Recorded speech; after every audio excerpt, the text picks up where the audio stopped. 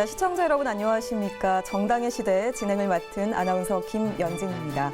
오늘은 프랑스 정당에 대해서 두 분 교수님을 모시고 이렇게 이야기 나눠보도록 하겠습니다. 어서 오십시오. 예, 안녕하십니까. 네, 안녕하세요. 우선 홍성민 교수님 같은 경우는 프랑스에서 유학 생활을 하신 것으로 알고 있어요. 프랑스에서 느꼈던 정당과 정치의 특징을 좀 말씀해 주신다면요. 가장 큰 특징은 프랑스 사람들의 기질이 한국 사람과 대단히 비슷하다. 그래서 주말이면 맥주바에 앉아서 사람들끼리 맥주 한 잔 놓고 그 여러 가지 정치 얘기를 하는 걸 되게 즐깁니다. 그래서 그 의견 대립이 강하다는 게 어디서 나타나냐면 극우부터 극좌까지 그 프랑스의 정당이 뭐 한 수십 개 됩니다. 그러니까 그만큼 생각이 많고 자기 의견이 다양하다는 것이고요. 또 하나 중요한 특징은 이 다양한 혁명이나 다양한 이 사회 변동을 통해서 정치가 일상에 대단히 중요하게 영향을 주고 있다는 걸 알기 때문에 정치의 중요성을 누구보다도 많이 느끼는 사람들입니다. 한국 사회가 영국이나 미국 같은 영미 계열의 정치, 정당 정치에 익숙한 반면에 유럽, 특히 프랑스에 대해서는 잘 모르고 있었던 게 우리 현실인데 프랑스의 정치나 정당이나 정치 문화에 대해서 혹은 역사에 대해서 많이 알게 될 수 있는 계기가 되길 바랍니다. 그리고 지금 제 옆에는요, 또 프랑스 출신이신 고된 교수님께서 자리해주고 계십니다. If you talk about the characteristics of French political party in one word, how can you express it? As Professor Hong said, French people, like Koreans, they love to chat and they love to argue. They're very communicative. France is this, France is that. We should improve this. But in depth, they love it. And so this is why people spend so much time arguing about politics. French people are emotional and they are very interested in politics, which makes them relatively similar to Koreans. Yeah, it's really similar to Korean people, right? Yeah. 자유와 평등을 위해서 치열하게 투쟁했던 우리 프랑스 시민들은 어떤 정당과 또 정치를 만들어냈을까요? 오늘 이렇게 두 분 교수님을 모시고 평등 정치를 실현하는 프랑스 정당에 대해서 알아보겠습니다.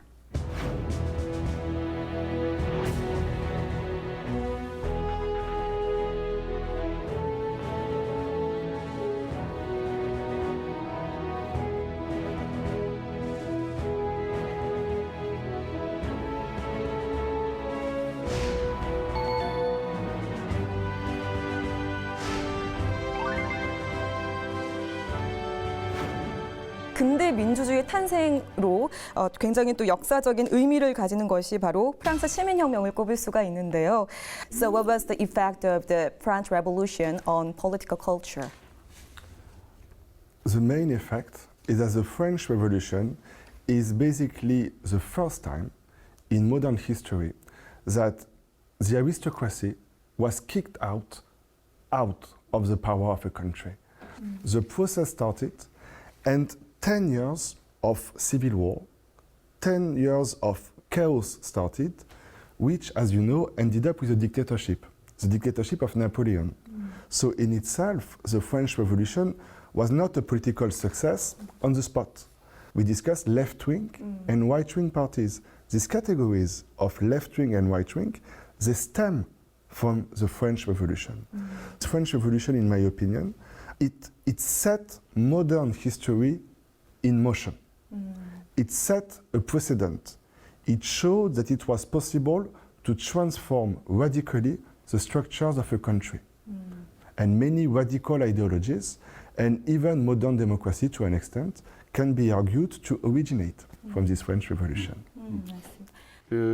어떤 프랑스의 역사가의 말을 인용하면 근대 정치사 300년 중에 가장 중요했던 사건을 프랑스 대혁명이다 이렇게 얘기하는 사람이 있습니다.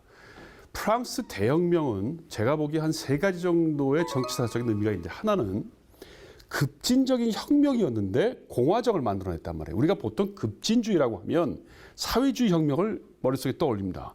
근데 프랑스는 왕을 단두대에서 죽일 만큼 급진적이었는데 그 급진주의자들이 추구했던 정치체제는 공화정이었어요. 두 번째는 뭐냐면 이 인권선에도 나오지만 리베르테, 에갈리테, 프레테르니테라는 말을 씁니다. 리베르테라는 말은 보통 영미 자유주의 혁명에서 자주 쓰는 말이에요. 개인의 자유를 위해서 왕권을 엎었다. 이건 맞는 얘기인데 그 다음에 나오는 에갈리테와 프레테르니테는 영국이나 미국의 자유주의 전통에는 없는 말입니다. 사회 통합이 대단히 중요한 정치체의 목표였다는 거예요. 그다음 세 번째로 어떤 의미가 있냐면 1789년의 혁명은 로베스피에르 같은 급진적인 중요한 인물들이 그 혁명을 추진했어요.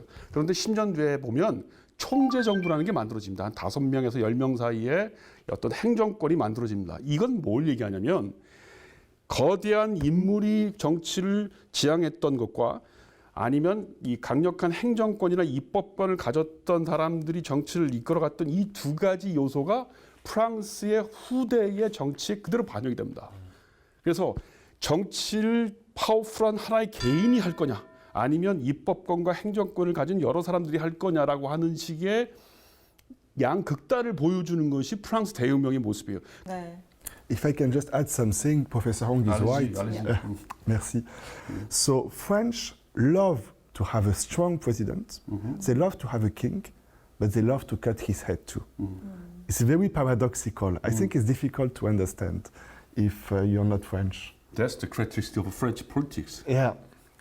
So these revolutions have had a major impact on the formation of the current political party and the system. So would you please give us a glimpse of the various revolution and pointing out the meaning of them? 1789년에 있었던 프랑스 대혁명은 정치적인 혁명이었어요. 프랑스의 국회의사당은 안에 들어가 보면 어떤 식으로 구조가 되어 있냐면 이렇게 타워형으로 되어 있대요.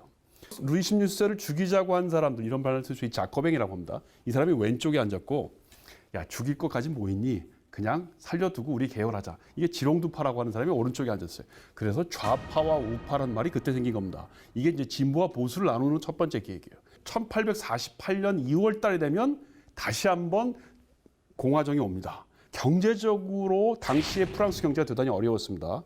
그래서 경제적으로 노동자를 위한 공장 제도를 계속 유지하자고 하는 사람들이 왼쪽에 앉았고, 아니다, 그렇게 하면 세금을 너무 많이 내서 도시 중산층이나 부르주아들이 싫어한다, 이런 사람들이 오른쪽에 앉았어요. 이렇게 해서 시작된 게 바로 진보와 보수, 좌파 보수고, 1848년 2월 달에 있었던 이 대립은 뭐와 관련되냐면 노동자와 자본가의 대립입니다. 1789년의 대립은 뭐예요? 귀족 정치와 공화정의 대립이었다면 1848년 2월 달의 대립은 노동자와 자본가의 대립입니다. 뭐 여기서 지나가는 길에 한마디 얘기하면 1848년은 칼 막스라는 사람이 공산당 선언을 썼던 해예요. 그러니까 우리는 사실은 진보와 보수, 좌파, 우파라는 말을 은연중에 이 1848년 2월 달을 기점으로 알고 있는 겁니다. 1789년의 정당 정치는 주로 왕정 정치냐 자유주의 정치냐로 한번 나뉘고, 1848년은 마르크시즘의 정치냐 아니냐 자유주의 정치나 나눠져요. 그러니까 처음엔 두 개로 시작했다가 1848년이 오면 그런 자유주의와 왕정 정치의 대립에 경제적인 축이 하나 드러나니까 정당이 한 4-5개가 됩니다. 그다음 1968년이 되면 주로 여성운동이나 녹색운동, 환경운동하는 정당이 생겨요. 그러니까 지금 프랑스에는 당이 어마어마하게 많아요. 그 이유가 뭐냐면 그렇게 1789년, 1848년, 1968년, 그 전에 1901년에 급진당이라는 중도정당이 또 생겨요. 이렇게 많은 정당이 생기는 이유가 뭐냐면 세상을 바라보는 눈이 점점 세분화되고 있다는 거예요.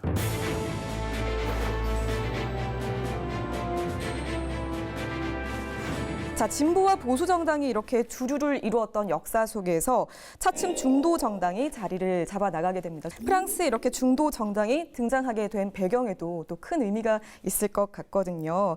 이 중도 정당이라고 하는 것이 저는 프랑스 정치사에도 대단히 중요한 의미를 갖는다고 생각해요.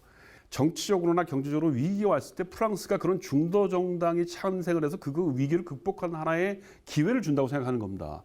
프랑스에서 어떤 배경에 의해서 중도 정당이 탄생됐는지를 좀 알아볼 필요가 있다 보는 겁니다.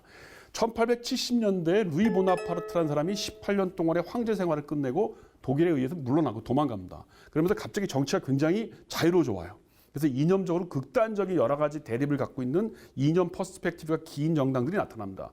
완전히 나라가 두 동강이 나요, 프랑스가. 근데 그 대표적인 사건이 뭐냐면 드레퓨스 사건이라는 거예요. 이거 대단히 중요한 사건입니다. 뭐냐면 드레퓨스라고 하는 유태인계 프랑스 장교였어요. 이 사람이 사실은 그렇지 않은데 독일에게 군사 기밀 정보를 누출했다고 하는 혐의를 우파 쪽에서, 보수 우파에서 뒤집어 쓰여서 이 사람을 사형시키려고 했던 겁니다. 그건 뭐냐면 좌파 정권, 약간 중도 좌파 정권들이 우파를 공격하니까 그것에 대한 보복이었어요. 거의 사형 선고가 났습니다. 근데 이때 두고 나서 처음으로 이 사람이 이 사형당할 만한 일이 아니라고 하는 것을 대변한 사람이 누구냐면 에밀 졸라라고 하는 당대 최고의 문학 작가였어요. 그 자큐즈라고 하는 그 사설이 아주 엄청나게 유명한 그 문장으로서도 유명하고 지식인이 무엇을 해야 될까를 보여준 전형적인 예입니다. 그건 뭐냐면 내가 사회주의자라도 상대편이 공적이라면 나는 인정을 해야 된다는 거예요. 그게 바로 드레피스 사건에서 프랑스 지식인과 정치인들 사이에서 공감대를 얻은 거예요. 그래서 우파 쪽에 있었던 에밀 졸라도 드레피스 사건을 옹호해서 다시 재판하라고 하고, 그다음에 사회주의에 있었던 장 조레스도 그거 잘못됐다는 겁니다. 사회주의라는 건 노동자 계급을 대변하는 사람인데 드레피스는 노동자도 아니고 거듭난 유태인이었습니다. 그러니까 이민족이었단 말이에요. 그다음에 부르주아였다고. 그런데 장 조레스가 너 이거 잘못됐으니까, 자기도 이 좌파 정권의 사람인데 그거 잘못했으니까 이거를 다시 하라고 얘기하는 이 정신, 이게 바로 프랑스의 중도 정치라고 저는 생각하는 겁니다. In France, because there is a consensus about this idea that you need to defend minorities, that everybody's got the same rights, the debate between the left and the right was more about the economy. And in French, when we say, oh, liberal, so 자유주의자, we think, okay, freedom, free trade. So this person advocates competition. So this person is right-wing. In France, liberal means right-wing. When you say liberal in French, it means right-wing. Why? Because liberal means that you want to defend liberties. And so, you know, in English it's very clear. Conservative versus liberal. It's very straightforward. 그러니까 영국이라는 나라는 자본가와 노동자로 이렇게 딱 구분이 돼요. 그런데 프랑스는 농촌의 힘이 굉장히 오래 갑니다. 농민들이 되게 많아요. 예를 들면 1851년 대통령 선거에서 당선된 사람 누구예요? 루이 보나파르트가 당선됐다고요. 근데 루이 보나파르트가 누구예요? 그 나폴레옹 보나파르트의 조카였단 말이에요. 그러니까 내가 그 나폴레옹 시대의 영광, 프랑스의 영광을 재현해 주겠다고 그러니까 농민들이 다 뽑았어요. 근데 당대 농민이 한 60~70% 된 겁니다.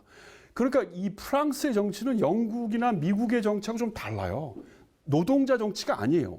그러니까 당이 왜 많으냐면 자본가를 대변해야죠. 노동자 대변해야죠. 또 농촌도 대변해야 되고, 농촌도 약간 느낌이 좀 다른 좌파 농촌이 있고 우파 농촌이 있고 뭐가 많아요. 그다음에 나폴레옹 좋아하는 사람 농민들도 있고 뭐 이런 겁니다. 그래서 이 프랑스의 정치를 이해하려면 계급 구성이 굉장히 다르다라고 하는, 프랑스 정치의 전통은 뭐냐면 계급이 굉장히 많이 세분하게 분화가 돼 있어요.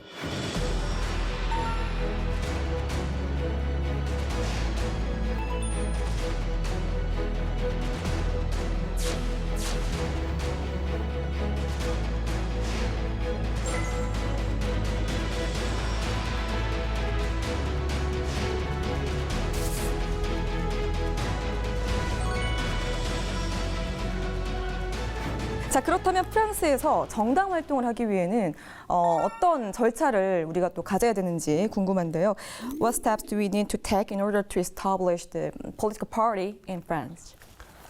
Whew, that's a complicated story. Yeah, but in fact, it's relatively simple, because you know, in France, like in Korea, we do not have a proportional election system.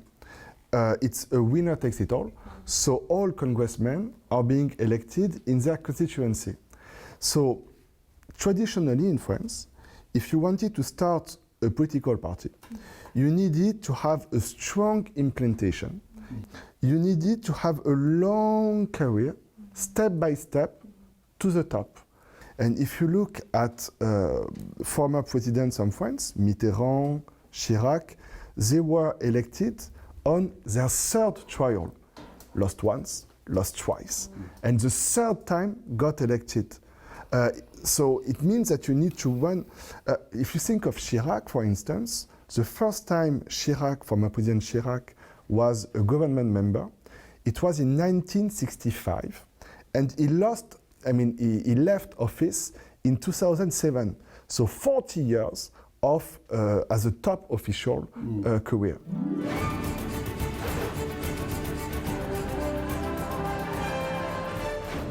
정당 운영하기 위해서 우리가 또 정치 자금이 또 필요하잖아요. It would be more important than anything to spend it transparently and fairly. So, how do they secure transparency in political funds? First, France has experienced a lot of financial scandals, as all democracies. Really? I mean, it's we also everywhere. have. It's not specific to France. What I can say is that over the last decades, judges have become much more careful about the way public money is spent. And the huge difference between France and America, for instance, is that in France, candidates run on a budget.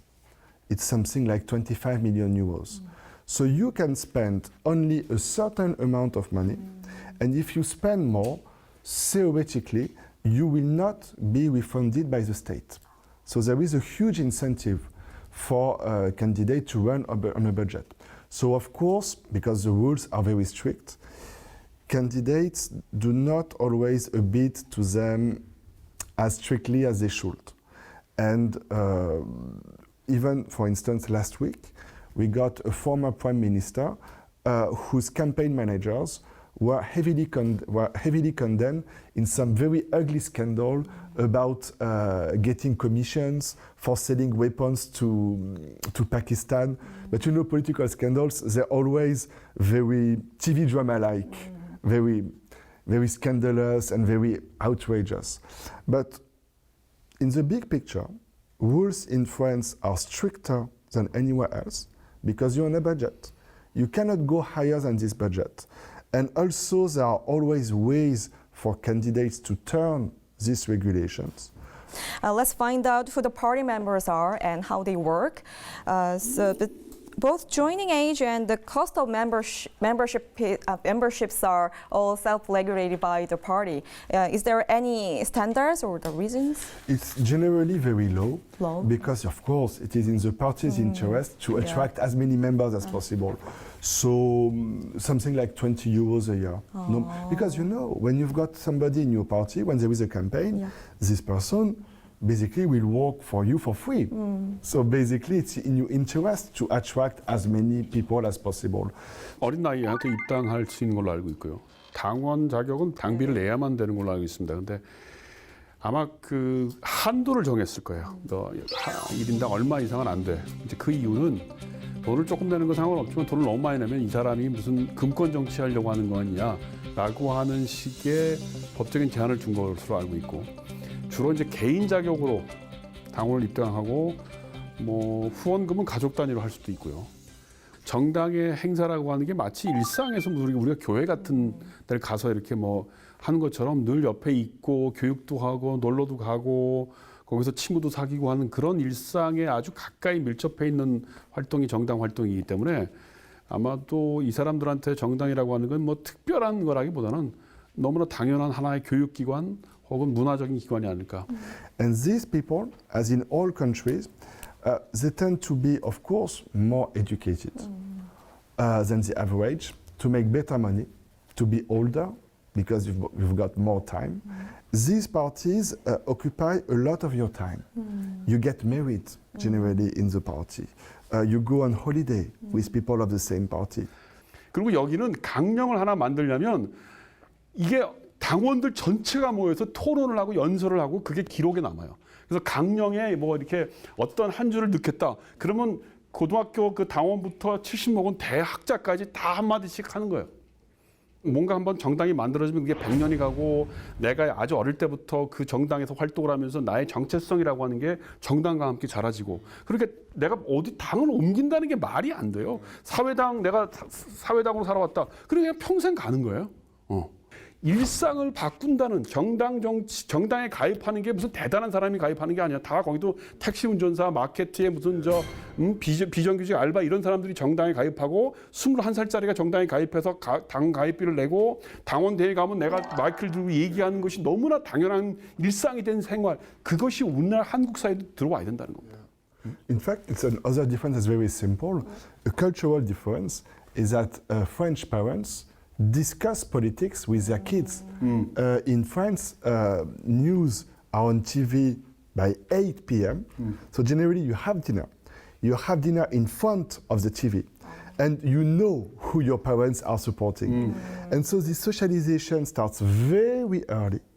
And the result is that, for instance, main political parties, they even have holiday programs. 그렇지. Not only for young leaders, but also for children. The Communist Party in the 60s or the 70s used to have holiday camps for Nodongja workers' children to go on holiday. And so these parties, what they do is that they've got low fees because they try to attract as many people as possible. And also because there is a third problem. The problem is that the French political class over the last decades has not been able to fix the main issues of our country. First of all, unemployment. So people are losing faith in politics.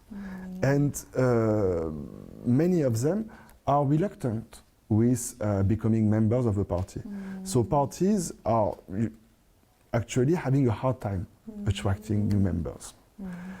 It's and the same is happening in all Western democracies. Yeah. It's not peculiar to France. It's a kind of risk. In France, yesterday, so you see it's hot news, we had a municipal election to elect city councils with the lowest turnout ever. No, it's really a structural phenomenon. Every time there is an election in France, generally, the turnout is lower than during the previous election.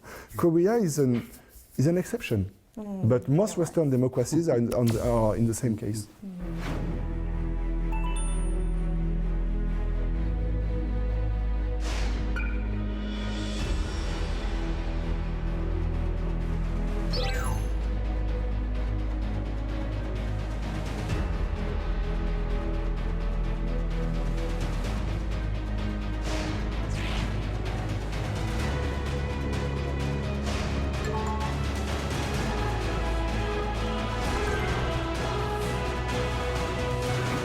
네, 지금부터는 프랑스 정당을 움직이는 그 시스템에 대해서 알아볼 텐데요.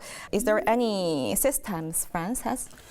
In France, in the past, it's true you used to have two main parties, so the Socialist Party and the right-wing party, let's call them this way. But you also used to have a lot of little satellite parties. In France, we've got two rounds. Yeah. So for the first round, everybody runs, and then there is a runoff. And in this second round, only number 1 and number 2 are authorized to run. But these little parties, if they want to survive, if they want to make it to the second round, they generally need an alliance with one of the two main political parties. But what happened is that as time went by, these two parties, the Socialist Party and the Gaullist Party, as time went by, they went on to agree with with many and many things. They agreed with the European Union. For instance, when France decided to join the Eurozone, it means our currency is not decided in Paris, but in Frankfurt. They also decided to agree with globalization. They decided to agree on free trade.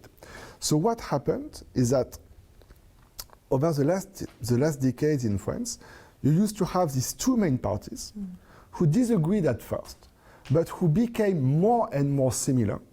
But when election day arrived, they needed to pretend to disagree. But everybody knew they were becoming increasingly similar. And so eventually what happened is that these two parties, first, people were increasingly discontent with them. For instance, in France, the unemployment rate is much higher than in Korea, more than double of Korea. France is having many issues, for instance. So what happened is that people ended up voting for a new candidate, and this candidate was Emmanuel Macron. Yes. So if I summarize, in France we used to have two main parties and little satellite parties. These parties, over the last decades, they have failed to solve the issues of France. Ever since I was born, my country has had something like 10% of unemployed people. So these two parties have failed, and as a result, there were two protest movements that have emerged. One centrist, business-like pro-globalization, and other more violent anti-establishment parties, populist movements, right-wing or left-wing populists, so which will be, that will be the history of the French party system over the two last decades, more or I less. see, I see.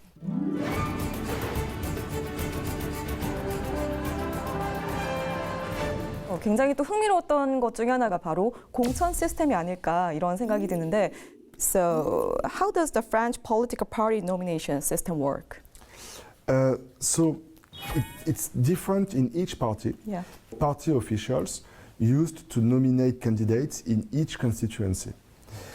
In the last years, it was considered to be more democratic to have candidates elected by activists. France is having mass parties. So most government parties are having thousands and thousands of members. And so these members, then it had become fashionable over the last years for these members to elect the candidates of the party. And so, for instance, if you look at the last presidential elections, the main left-wing party and the main right-wing party had both organized primary elections, like in America, for these parties to elect their candidates. But both of these candidates were heavily defeated. Simply put, what is happening is that these mass parties that used to be at the core of the French system are losing momentum.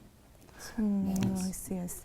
프랑스 정당들은 보면은 진영 내 연합을 형성하는 가운데 그 연합 안에서도 안과 밖으로 서로 경쟁하는 소위 말해 뭐 둥지 튼 게임이라고 부를 정도로 그런 모습을 계속 나타나 왔는데요. And how has the current French political party system changed? 대체로 그 서유럽 영미 계통에서 신자유주의가 등장한 게 1980년대입니다. 영국에서 대처나 미국의 레이건 정부가 이제 그 신자유주의 정책이라고 해서 과거의 복지국가 정책을 포기한 시기였는데 프랑스는 그때 미테랑 대통령이 그 정권을 잡고 있었어요. 그러니까 오히려 시계와 다른 영미 계통의 시간으로 보면 프랑스는 굉장히 늦어진 겁니다. 신자유주의 정책을 핑계. 그러니까 미테랑 대통령은 아직도 무슨 노동자 우대 정책, 무슨 정년을 뒤로 늘린다거나 뭐 이런 정책을 했었어요. 그런데 1990년대가 되면 이제 프랑스도 재정 적자가 너무 심하게 나타나니까 좌파 정권도 점차 우파 정권의 형태로 오지 않을 수 없었습니다. 그리고 좌파와 우파가 모두 다 90년대가 지나면 복지 정책을 포기하고 좀 노동 유연화 정책, 그다음에 그 어떤 국민들에게 복지 혜택을 좀 줄이고 세금을 조금 덜 걷는 정책, 그다음에 외국인 투자를 받겠다는 정책, 뭐 이런 거를 많이 시도를 했습니다. 그런데 워낙 그 프랑스에서는 노조의 힘이 강하고 노동자의 연대가 강하기 때문에 그런 그 기업 위주의 정책, 기업에게 뭔가 이제 노동 해고도 좀 쉽게 하고 기업 경쟁력을 위해서 뭔가 이직할 때 노동자를 해고할 수 있는 이런 권한을 주려고 했지만 그게 제대로 되지는 않았습니다. 그래서 이제 그 문제가 바로 마크롱이라고 하는 사람이 등장하게 된 중요한 사회적인 배경이다.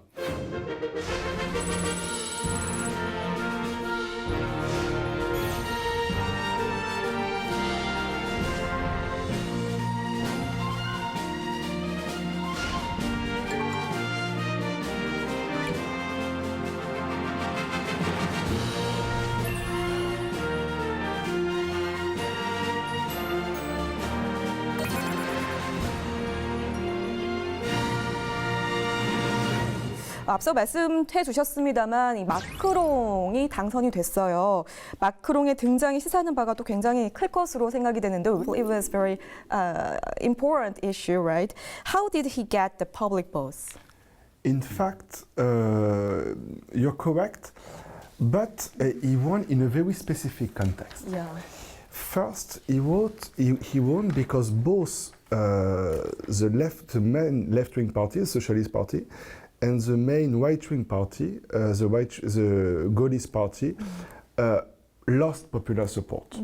You need to realize that, for instance, the former socialist president, François Hollande, ended his term with 4% of popular support. 4%. Yeah. 4%, which is an all-time low in French politics. And on the other hand, the right-wing contestant, François Fillon, who was expected to win, got lost in some family scandal about his wife. Because you remember the French system, you've got 2 rounds. And it was sure that the right-wing populist candidate, Marine Le Pen, would make it to the runoff. Because there is so much anger in the country.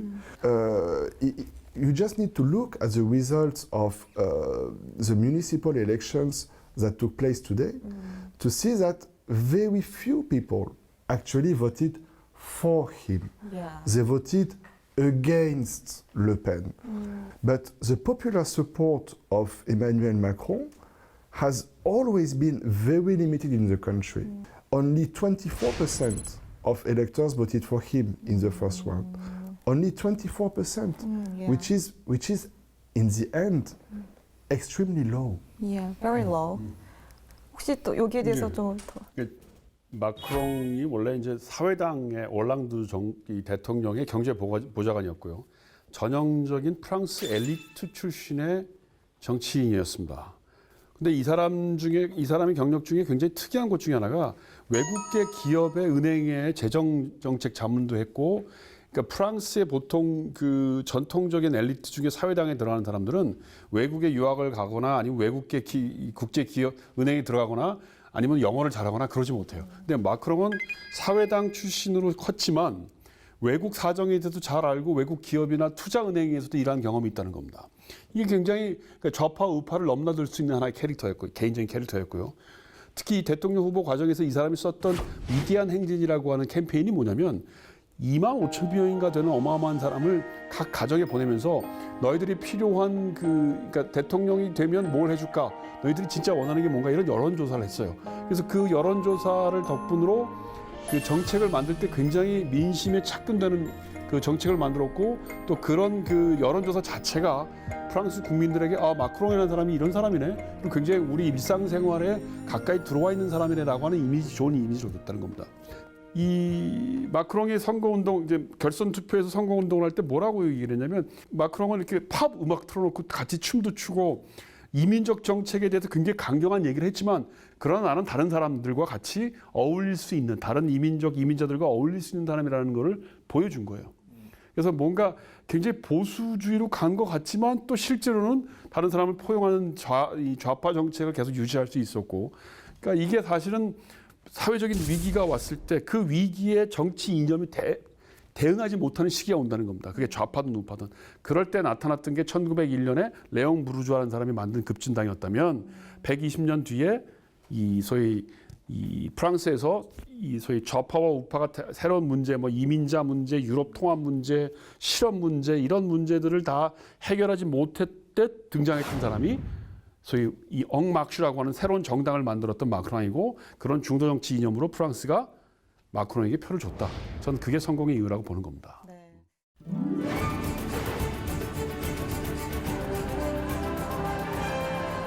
네, 마크롱 등장 배경에 대해서 얘기를 들어봤습니다. 사실 지금 참 여러 가지 많은 변화를 겪고 있고 사회적으로도 여러 문제들이 많이 생기고 있는데 What problems are French political parties facing and contemplating? Like right now, Yeah. right now the coronavirus, of course, Yeah, as right. everywhere, as everywhere. Because, for instance, I've been interviewed 10 times. 10 times, yeah. By French media, Yes. of course, and they asked me the same question: how could Koreans do it, and how come we couldn't manage it the same way? Yeah. And that the only method we had left to control it was a total lockdown. And so right now, France is having a sort of identity crisis. We've entered a European Union, and in this European Union, many countries do not agree with our welfare state model. So how can we defend it? Most French people, I think, would agree with this model: liberty, equality, fraternity. But on the other hand, first, France has not been able to manage a few of the most urgent crises of the last decades, like unemployment, like terrorism. But so in this case, it could be argued that coronavirus is just one more to add to the list. 마크롱 정권이 네. 처음 들어와서 이제 뭐 노란 조끼 네. 뭐 이렇게 저항하고 그랬을 때 이제 소위 토론 문화를 아주 정착을 시켰어요. 국가 토론위원회라는 걸 하나 부서를 만들어가지고 그건 뭐 마크롱이 만든 게 아니고 그 전부터 있었는데 정말 그 전혀 예고하지도 않은 상태에서 막 노동자들 파업하는 데 가서 6시간씩 7시간씩 앉아서 듣고 뭐 토론하고 그거를 6개월 장장 했단 말이에요. 이제 그래서 그랑 데바라고 하는 데인데 그러면서 마크롱이 그런 노란 조끼의 시위도 다 극복하고 굉장히 인기를 얻었어요. 그래서 이제 무슨 구조조정 하는 데까지 성공을 했습니다. 근데 이제 제가 보기엔 여기에 문제가 뭐냐면 이게 프랑스 사람들만이 갖고 있는 문제가 아니고 이민자들이 있단 말이에요. 이게 프랑스가 1960년대 경제 개발을 할 때 알제리, 모로코에서 그냥 사람 태워가지고 다 철도 놓고 뭐 그런 기관사람 만들었어요. 그리고 그때 돈이 많고 경제가 좋았으니까 다 복지 정책해서 그런 이민자들한테 나눠준단 말이에요. 근데 지금은 프랑스 경제가 엉망진창이란 말이에요. 근데 이민자들에게 복지 시스템을 완전히 줄일 수는 없단 말입니다. 이게 지금 프랑스 정치의 가장 큰 문제라는 겁니다. 그다음에 두 번째는 지금 얘기했던 것처럼 코로나 문제가 이게 해결이 안 된단 말이에요. 요약하자면 결국 중도 정치라고 하는 것이 프랑스에서는 그렇게 오래 가지는 못해요. 그 1901년에 창당됐던 급진당 레옹 부르주아의 정당도 한 30-40년 있다가 2차 대전 끝난 다음에 좌파와 우파로 이렇게 흩어지는 것처럼 그건 뭘 의미하냐면 프랑스가 새로운 정치 이념, 새로운 정치적인 리더를 못 찾고 있다는 겁니다.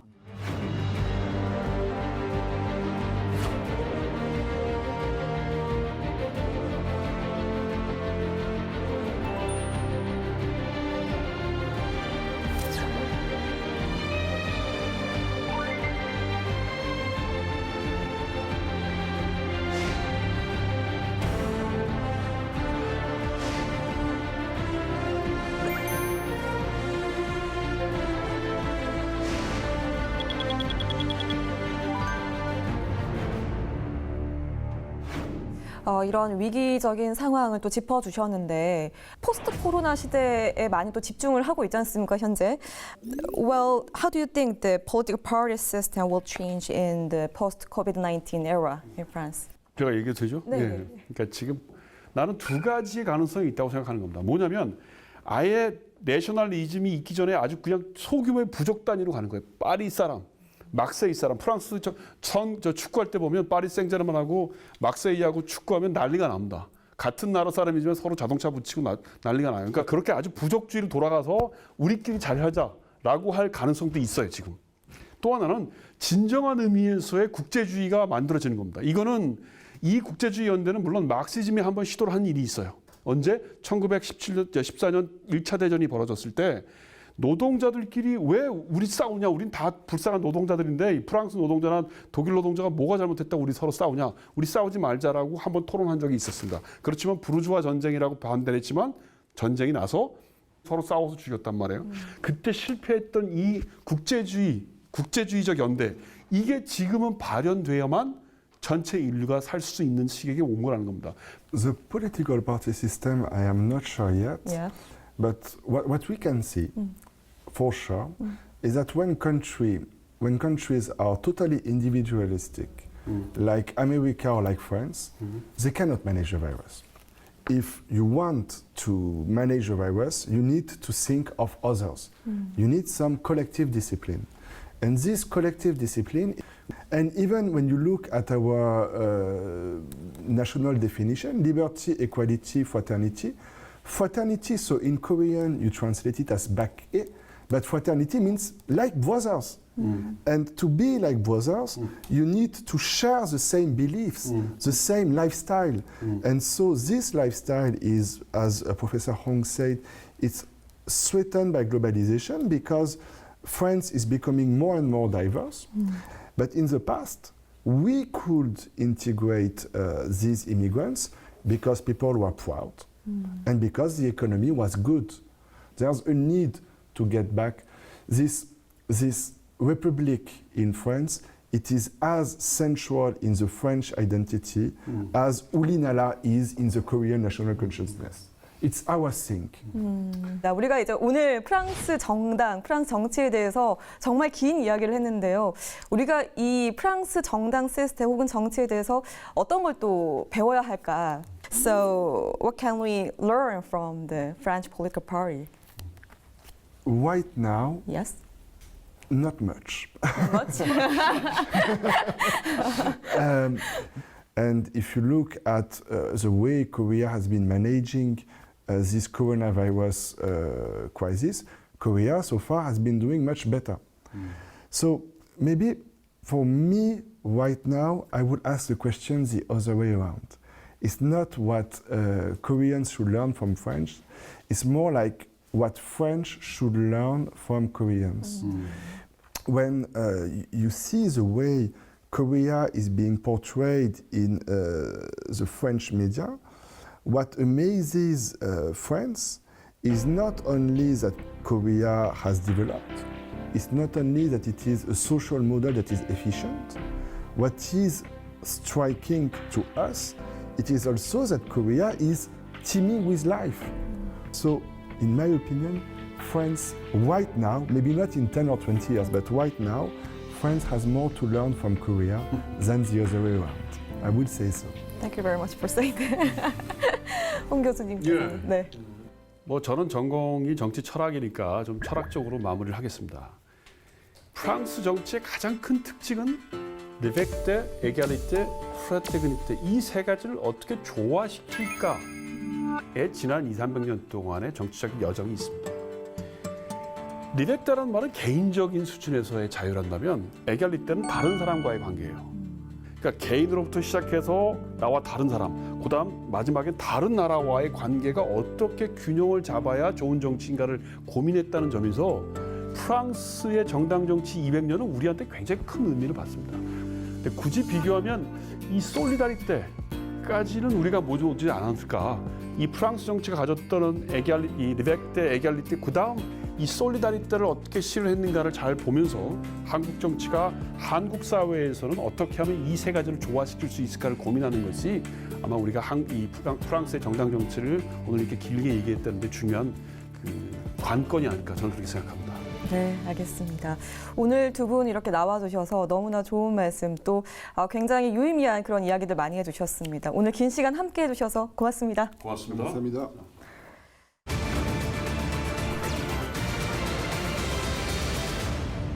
네, 시민의 요구와 시대의 흐름에 맞춰서 정치 본연의 모습을 치열하게 고민한 프랑스의 정당 이야기 오늘 함께 들어봤습니다.